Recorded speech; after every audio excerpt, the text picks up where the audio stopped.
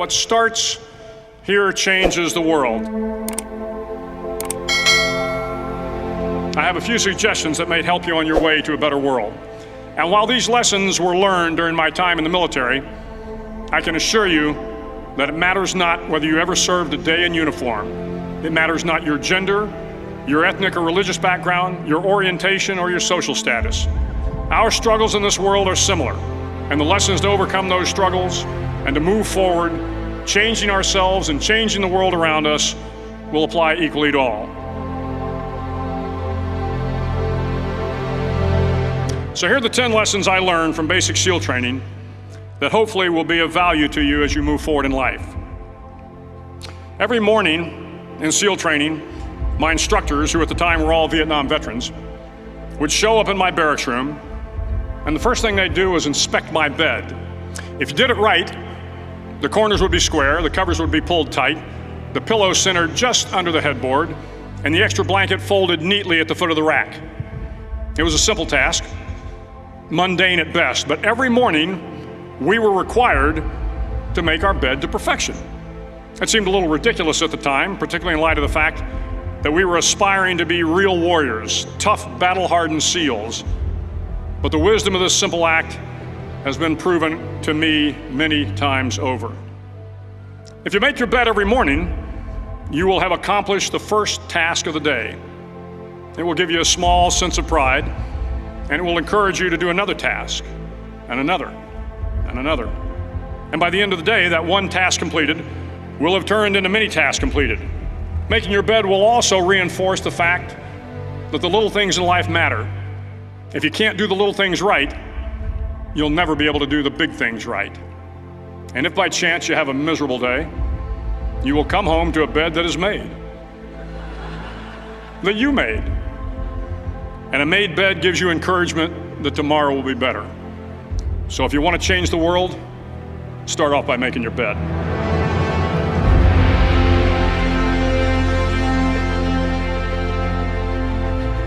During SEAL training, the students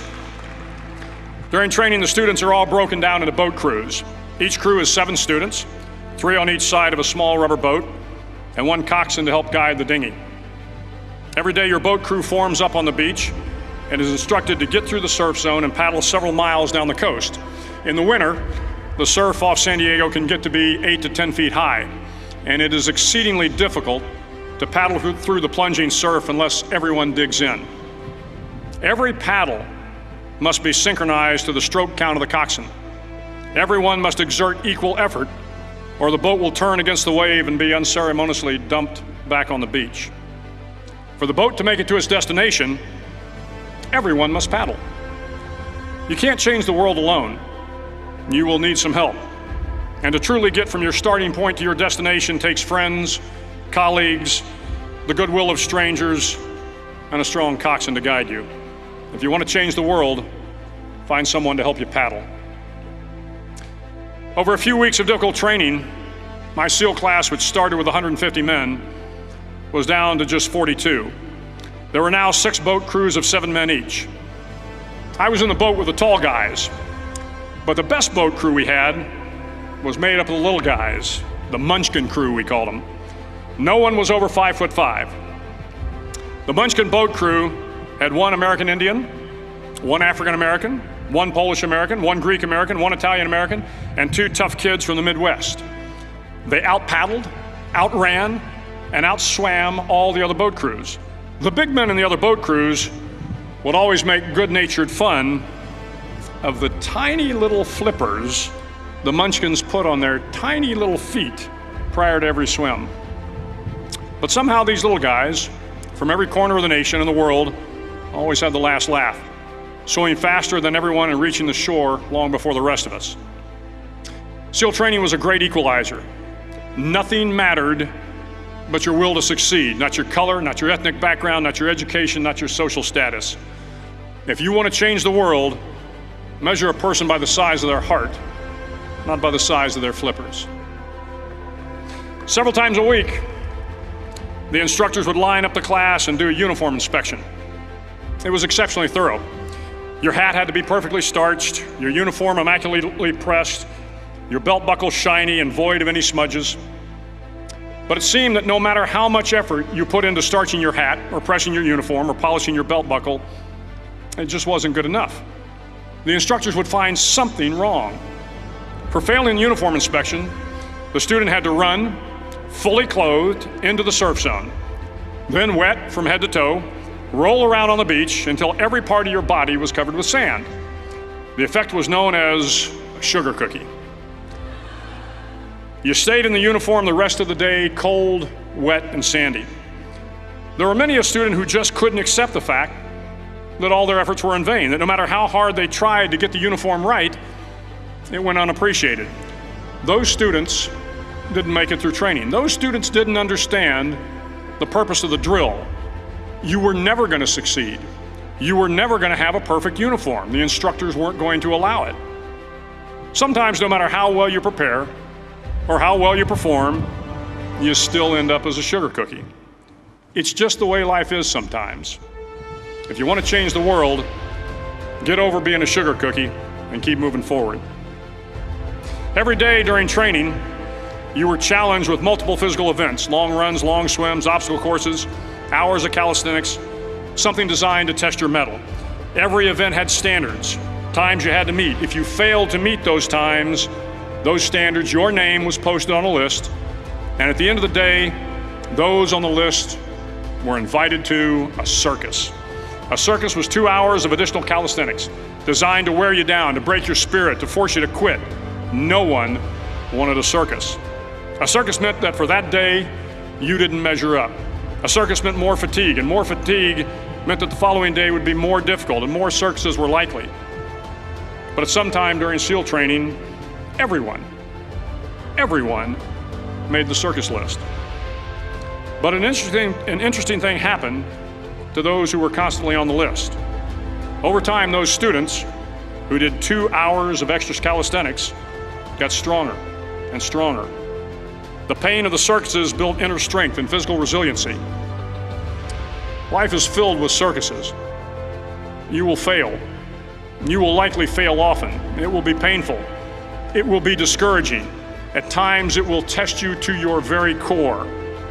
But if you want to change the world, don't be afraid of the circuses. At least twice a week, the trainees were required to run the obstacle course. The obstacle course contained 25 obstacles, including a 10-foot wall, a 30-foot cargo net, a barbed wire crawl, to name a few. But the most challenging obstacle was the slide for life. It had a 3-level, 30-foot tower at one end and a 1-level tower at the other. In between was a 200-foot-long rope. You had to climb the 3-tiered tower, and once at the top, you grabbed the rope, swung underneath the rope, and pulled yourself hand over hand until you got to the other end. The record for the obstacle course had stood for years when my class began in 1977. The record seemed unbeatable until one day a student decided to go down the slide for life head first. Instead of swinging his body underneath the rope and inching his way down, he bravely mounted the top of the rope and thrust himself forward. It was a dangerous move, seemingly foolish and fraught with risk. Failure could mean injury and being dropped from the course. Without hesitation, the student slid down the rope perilously fast. Instead of several minutes, it only took him half that time. And by the end of the course, he had broken the record. If you want to change the world, sometimes you have to slide down the obstacles head first. During the land warfare phase of training, the students are flown out to San Clemente Island, which lies off the coast of San Diego. The waters off San Clemente are a breeding ground for the great white sharks. To pass SEAL training, there are a series of long swims that must be completed. One is the night swim. Before the swim, the instructors joyfully brief the students on all the species of sharks that inhabit the waters off San Clemente. They assure you, however, that no student has ever been eaten by a shark, at least not that they can remember. But you are also taught that if a shark begins to circle your position, stand your ground. Do not swim away. Do not act afraid. And if the shark, hungry for a midnight snack, darts towards you, then summons up all your strength and punch him in the snout, and he will turn and swim away. There are a lot of sharks in the world. If you hope to complete the swim, you will have to deal with them. So if you want to change the world, don't back down from the sharks. As Navy SEALs, one of our jobs is to conduct underwater attacks against enemy shipping. We practice this technique extensively during training. The ship attack mission is where a pair of SEAL divers is dropped off outside an enemy harbor and then swims well over 2 miles underwater, using nothing but a depth gauge and a compass to get to the target. During the entire swim, even well below the surface, there is some light that comes through. It is comforting to know that there is open water above you. But as you approach the ship, which is tied to a pier, the light begins to fade. The steel structure of the ship blocks the moonlight. It blocks the surrounding street lamps. It blocks all ambient light. To be successful in your mission, you have to swim under the ship and find the keel, the center line, and the deepest part of the ship. This is your objective. But the keel is also the darkest part of the ship, where you cannot see your hand in front of your face, where the noise from the ship's machinery is deafening, and where it gets to be easily disoriented, and you can fail. Every SEAL knows that under the keel, at that darkest moment of the mission, is a time when you need to be calm, when you must be calm, when you must be composed, when all your tactical skills, your physical power, and your inner strength must be brought to bear. If you want to change the world, you must be your very best in the darkest moments. The 9th week of training is referred to as Hell Week. It is 6 days of no sleep, constant physical and mental harassment, and one special day at the Mud Flats. The Mud Flats are an area between San Diego and Tijuana where the water runs off and creates the Tijuana Sloughs, a swampy patch of terrain where the mud will engulf you. It is on Wednesday of Hell Week that you paddle down to the Mud Flats and spend the next 15 hours trying to survive this freezing cold, the howling wind, and the incessant pressure to quit from the instructors.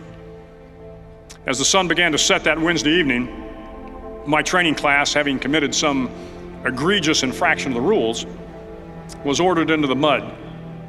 The mud consumed each man till there was nothing visible but our heads. The instructors told us we could leave the mud if only 5 men would quit. Only 5 men, just 5 men, and we could get out of the oppressive cold. Looking around the mud flat, it was apparent that some students were about to give up. It was still over 8 hours till the sun came up. 8 more hours of bone-chilling cold. The chattering teeth and the shivering moans of the trainees were so loud, it was hard to hear anything. And then one voice began to echo through the night. One voice raised in song. The song was terribly out of tune, but sung with great enthusiasm. One voice became 2, and 2 became 3, and before long, everyone in the class was singing. The instructors threatened us with more time in the mud if we kept up the singing, but the singing persisted. And somehow the mud seemed a little warmer, and the wind a little tamer, and the dawn not so far away. If I have learned anything in my time traveling the world, it is the power of hope. The power of one person, a Washington, a Lincoln, King, Mandela, and even a young girl from Pakistan, Malala. One person can change the world by giving people hope. So if you want to change the world, start singing when you're up to your neck in mud. Finally, in SEAL training, there's a bell. A brass bell that hangs in the center of the compound for all the students to see. All you have to do to quit is ring the bell. Ring the bell, and you no longer have to wake up at 5 o'clock. Ring the bell, and you no longer have to be in the freezing cold swims. Ring the bell, and you no longer have to do the runs, the obstacle course, the PT, and you no longer have to endure the hardships of training. All you have to do is ring the bell to get out. If you want to change the world, don't ever ring the bell. It will not be easy. Start each day with a task completed. Find someone to help you through life. Respect everyone. Know that life is not fair and that you will fail often. But if you take some risks, step up when the times are the toughest, face down the bullies, lift up the downtrodden, and never, ever give up. If you do these things, the next generation and the generations that follow will live in a world far better than the one we have today. And what started here will indeed have changed the world for the better. Thank you very much.